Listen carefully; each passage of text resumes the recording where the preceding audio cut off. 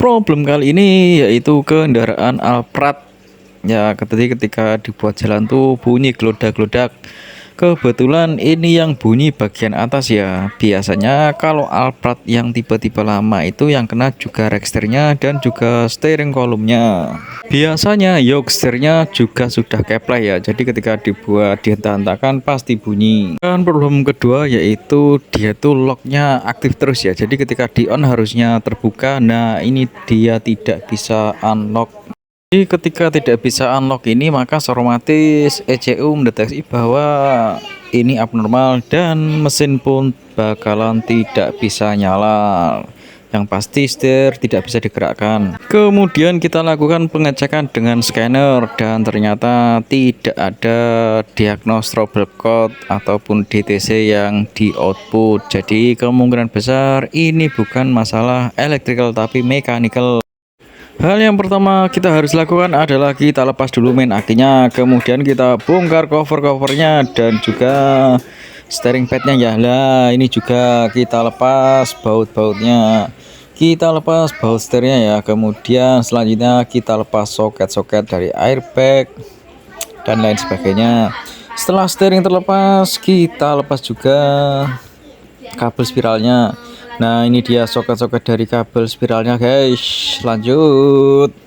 Jadi setelah kabel spiral, switch headlamp dan juga switch wiper terlepas, selanjutnya kita lepas dua baut pengikat dari steering column ya, dan juga ada satu baut bagian belakang. Lanjut. Dan inilah part barunya guys. Lanjut, siap kita pasang. Kondisi setelah kita pindah beberapa motor dan juga kelengkapan lainnya yang tidak ada di part baru. Selanjutnya kita fokus pada problem yang ini guys. Lanjut kita periksa, apa aja periksa? Lanjut. Jadi hal pertama yang kita periksa adalah kita cek dulu fuse steering lock dan juga fuse IG2 nomor 3 ya. Dan ternyata setelah kita periksa hasilnya aman. Selanjutnya kita cek arus dan juga grounding atau massa yang masuk ke steering locknya. Dan di sini ada ground 1 dan juga ada 4 plus ya. Jadi berhubung arus dan juga grounding yang masuk ke steering locknya ada, berarti kita curiga ada di bagian steering locknya sendiri. Dan sini ketika kita buka ternyata steering locknya dia tuh muncul ya. Seharusnya kalau tidak salah ini seharusnya masuk ke dalam kalau kondisi tidak di lock, dan ketika lock dia masuk keluar. Kalau dia keluar terus berarti ngelock terus.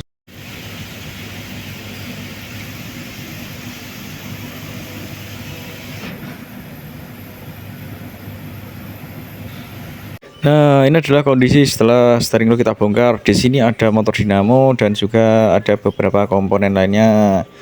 Di sini ada apa itu? Elektroniknya untuk sensor-sensor dan pengaturan kerja dari motor dinamonya. Setelah kita bongkar, kita cek apakah ada yang aneh. Nah, ini kita pastikan steeringnya atau gearnya bisa berputar dengan normal ya.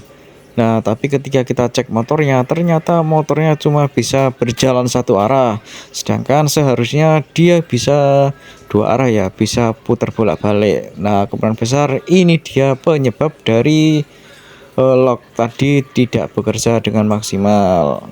Selanjutnya kita akan bongkar.